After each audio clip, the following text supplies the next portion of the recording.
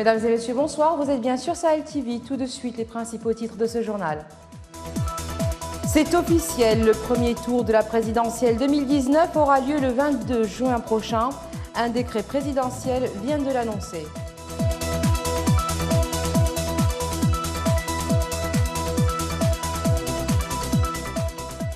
La restitution du rapport de la Commission nationale de l'initiative pour la transparence dans les industries extractives, objet d'un atelier à Nouakchott.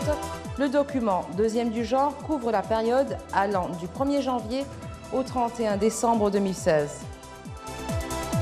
La communauté internationale divisée sur l'offensive lancée par le maréchal Khalifa Haftar sur Tripoli. En 2 semaines, les combats ont fait près de 200 morts.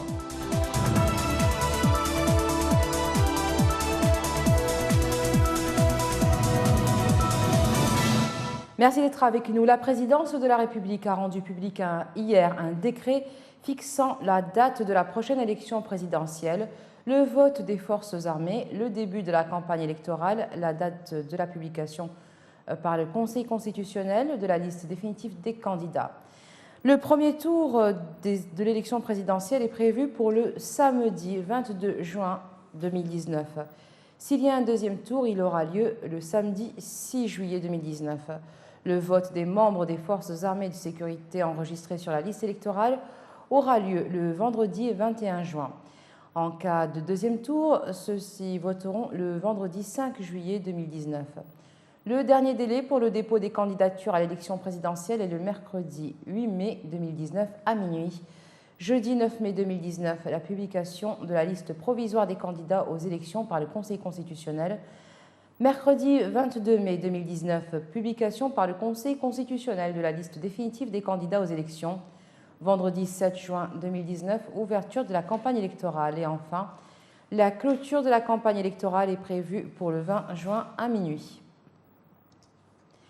Les dernières découvertes en hydrocarbures au niveau de l'offshore mauritanien ouvrent de nouvelles perspectives pour notre pays. C'est dans ce cadre que s'est inscrit un atelier ouvert ce matin à Nouakchott sur le renforcement des capacités dans les domaines de l'énergie, du pétrole et du gaz. L'atelier, organisé par le ministère du Pétrole en partenariat avec la société Shell, réunit les acteurs opérants dans ce domaine. C'est Récidibé. Dans la perspective de l'exploitation du projet Grande Tortue Ahmeyim, le département du pétrole, de l'énergie et des mines met ses pendules à l'heure afin d'être à la hauteur de sa mission. C'est dans ce cadre que s'inscrivent les travaux de cet atelier de formation visant à évaluer les besoins des secteurs du pétrole et de l'énergie, en plus du renforcement des capacités de ces acteurs dans les différents domaines grâce à la collaboration avec la société Shell. Le présent atelier d'échange a pour but de présenter une évaluation des besoins des secteurs du pétrole et de l'énergie en termes de renforcement des capacités et présente des benchmarks de modèles dans d'autres pays gaziers. Cet atelier servira aussi de plateforme d'échange où nos différents partenaires pourront présenter leur vision pour le contenu local et la bonne approche pour développer une réelle offre de services national afin de capturer le maximum de contenu local. Pour sa part, le directeur général de la société Shell, Turk Sangunel, a indiqué que la société présente le bilan d'une étude dont elle a été chargée par le ministère du Pétrole, de l'Énergie et des Mines au cours du mois de juin dernier, soulignant que cet atelier a pour but de renforcer les capacités dans les domaines de l'énergie, du pétrole et du gaz, en vue de permettre à l'État de profiter des industries extractives, notamment dans le domaine de la formation et de l'amélioration des compétences. Les citoyens mauritaniens fondent beaucoup d'espoir sur les revenus pétroliers et gazières. Mais pour que le rêve se réalise, il faut une politique managériale transparente axée sur la bonne gouvernance. L'ambassade du Royaume d'Espagne a organisé hier à Nouakchott une soirée consacrée au lancement du projet de renforcement des capacités de la femme au Sahel en collaboration avec le G5 Sahel et le gouvernement espagnol. L'objectif de ce projet, que finance le gouvernement espagnol, est d'appuyer la participation des femmes de l'espace du G5 Sahel à la prise de décision afin de contribuer à prévenir l'extrémisme, jeter les bases de la paix et de la sécurité et favoriser le règlement des conflits. Son lancement jette ainsi les bases d'une coopération régionale offrant des opportunités de formation, d'information et de sensibilisation au profit des femmes et des filles. Le projet aura aussi pour effet de développer les activités de plaidoyer, de mobilisation sociale et de communication pour le changement social afin d'intégrer une perspective de genre dans les instances de décision du G5 Sahel. Restitution du rapport de la Commission nationale de l'initiative pour la transparence dans les industries extractives, du Comité national de l'initiative pour la transparence dans les industries extractives pour l'exercice 2016. L'événement a fait l'objet d'une journée nationale destinée à réconcilier les chiffres et les volumes. Il est organisé par le comité lui-même, des partenaires techniques et financiers, des activistes au sein de l'initiative de la transparence et des membres de la société civile opérant dans le domaine. Retour à Cérès Sidibé. Le document soumis à l'analyse des participants de cette rencontre est le deuxième du genre. Il s'agit du rapport de la Commission nationale de l'initiative pour la transparence dans les industries extractives couvrant la période du 1er janvier au 31 décembre 2016. Il a pour objectif d'aider le gouvernement mauritanien et les bénéficiaires à identifier la contribution du secteur des industries extractives du budget de l'État et d'assurer davantage de transparence dans la gestion de ressources minières.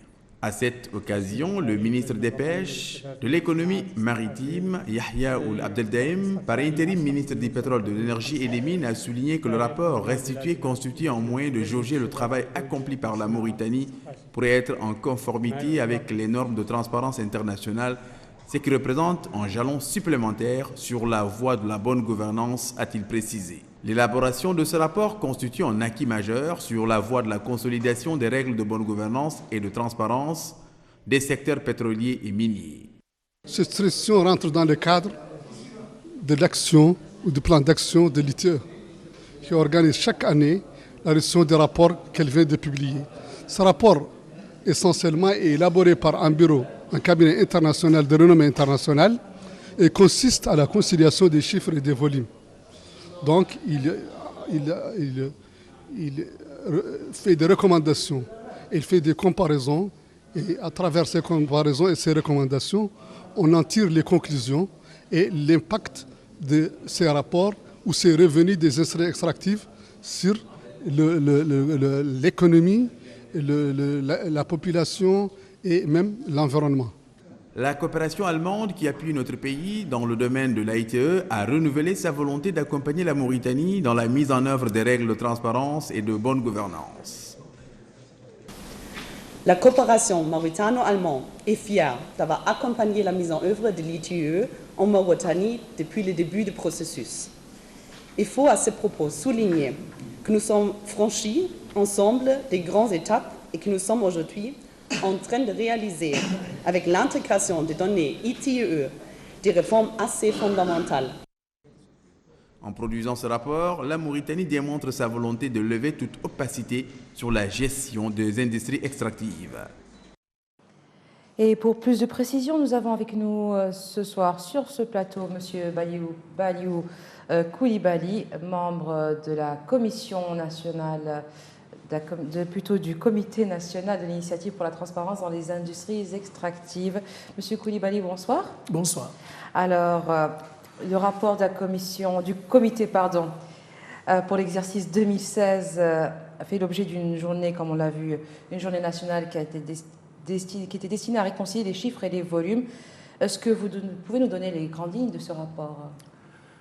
Merci. Effectivement, cette journée a consisté à divulguer, en tout cas, à partager le rapport 2016 ITIE que la Mauritanie a produit dans le cadre, en tout cas, de la conciliation des chiffres et des volumes des industries extractives en Mauritanie, c'est-à-dire le gaz et le pétrole.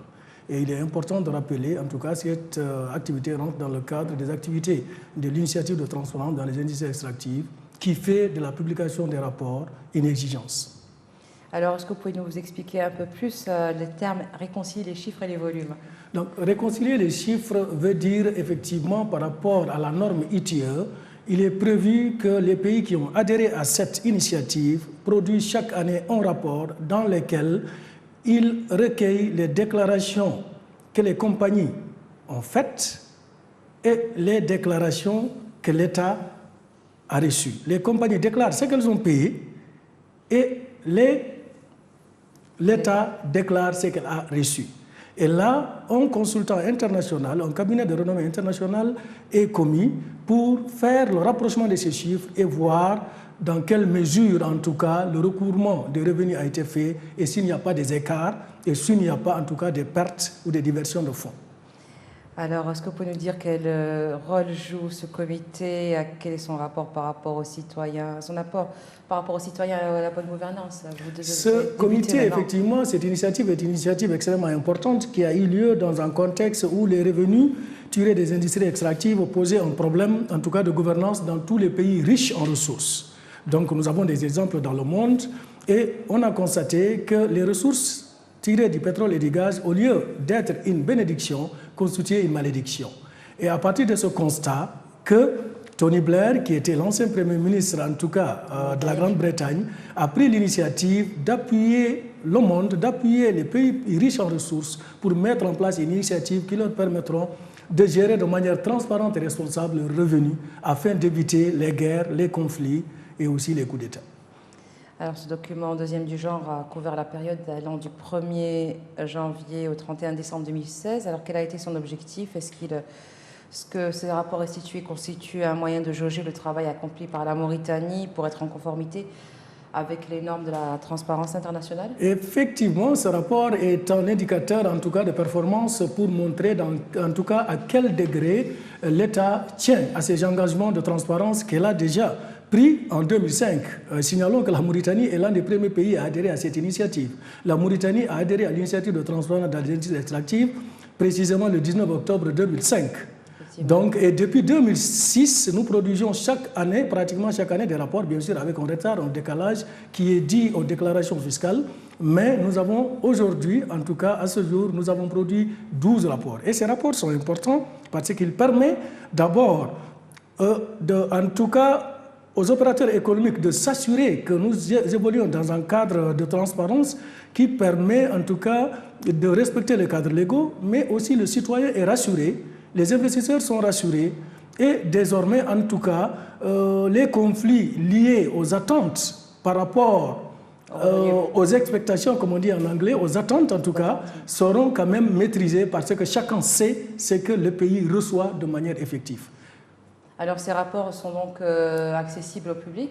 Bien sûr, effectivement, c'est la prochaine étape et l'étape la plus importante. L'objectif de ces rapports, c'est d'abord de donner des données, de fournir des données au public, mais aussi de permettre au public d'aller en profondeur, effectivement, de faire un challenge et effectivement de faire des recherches et des confrontations pour s'assurer est-ce que réellement les déclarations faites par les compagnies sont conformes, en tout cas au contrat, sont conformes à la fiscalité. Est-ce qu'il n'y a pas d'évasion fiscale et puis il n'y a pas de prix de transfert qui font éviter en tout cas au pays certains revenus? Est-ce qu'il n'y a pas des nids de corruption?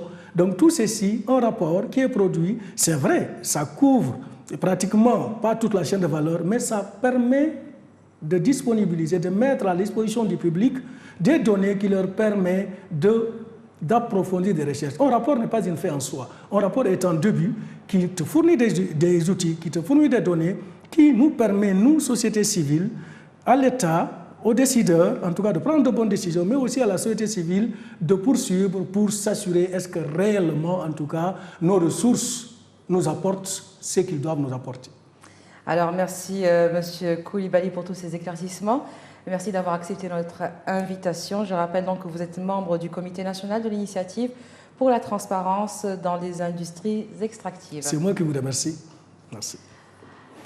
Détenu jusque-là dans un lieu inconnu, le président soudanais déchu Omar el-Béchir a été transféré dans la nuit dans la prison de Kober à Khartoum, selon un proche de l'ancien chef de l'État. Selon des témoins, le secteur de cette prison du nord de Khartoum connaissait aujourd'hui un important déploiement de soldats et de membres de groupes paramilitaires. Il y a même des troupes dans des véhicules chargés de mitrailleuses près de la prison, selon les dires d'un témoin à l'agence France Presse.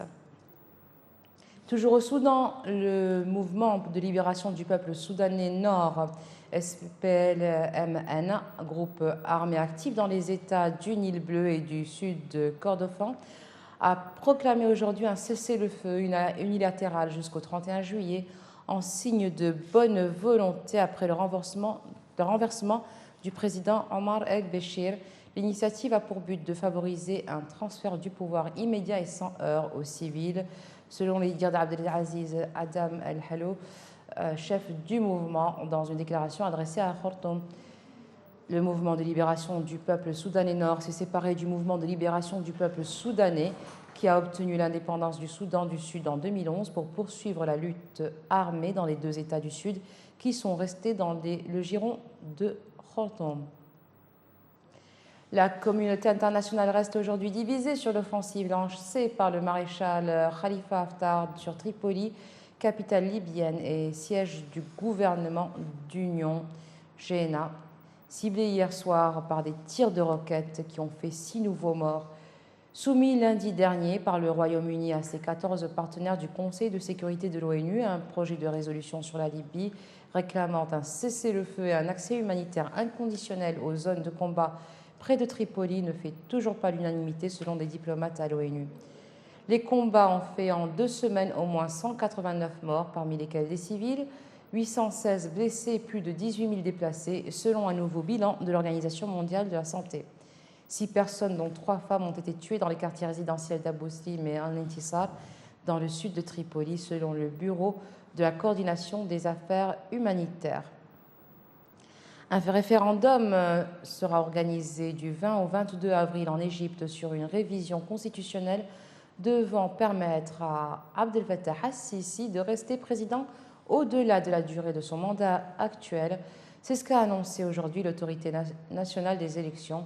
Cette annonce, faite par le président de cet organisme public lors d'une conférence de presse, survient au lendemain d'un vote du Parlement en faveur de la révision et doit permettre à M. Sisi de pouvoir se maintenir au pouvoir jusqu'en 2030, alors que son mandat actuel s'achève en 2022. L'amendement de l'article 140 de la Constitution permet de faire passer le deuxième mandat de M. Sisi de 4 à 6 ans, portant ainsi son terme à 2024. Le chef de l'État pourrait ensuite se représenter en 2024 à un troisième mandat de 6 ans. La Constitution en vigueur limite la présidence à 2 mandats consécutifs de 4 ans. Une motion de censure visant Soumeilou Boubèye Maïga, Premier ministre malien, a été déposée à l'Assemblée aujourd'hui avec à la manœuvre le groupe parlementaire de l'opposition, mais aussi celui du RPM, le parti présidentiel. Cette motion est portée par plus d'une centaine de députés, soit une large majorité des 147 élus de l'Assemblée. La prochaine étape est maintenant le vote qui, selon les délais réglementaires, aura lieu vendredi 19 avril. Le dépôt de cette motion n'est pas une surprise. Dans une manifestation monstre 10 jours plus tôt, l'opposition et le président du Haut Conseil islamique avaient déjà demandé le départ du Premier ministre. Ces derniers jours, les députés du parti présidentiel ont aussi fait comprendre que l'action gouvernementale n'était pas à la hauteur des crises actuelles. La crise sécuritaire, bien sûr, mais aussi la crise dans le secteur de l'éducation sont notamment à l'origine de ce désaveu du Premier ministre et du bras de fer qui s'engage aujourd'hui à l'Assemblée. Et voilà, ce sera tout pour aujourd'hui. Tout de suite, un rappel des titres. C'est officiel, le premier tour de la présidentielle 2019 aura lieu le 22 juin prochain. Un décret présidentiel vient de l'annoncer.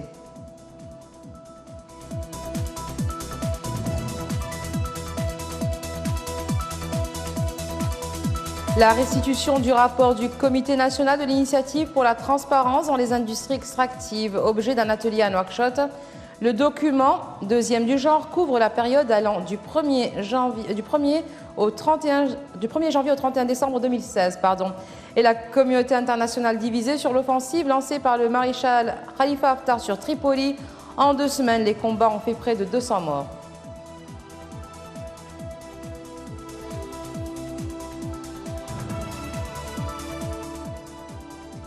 Merci d'être resté avec nous. Excellente fin de soirée sur Sahel TV.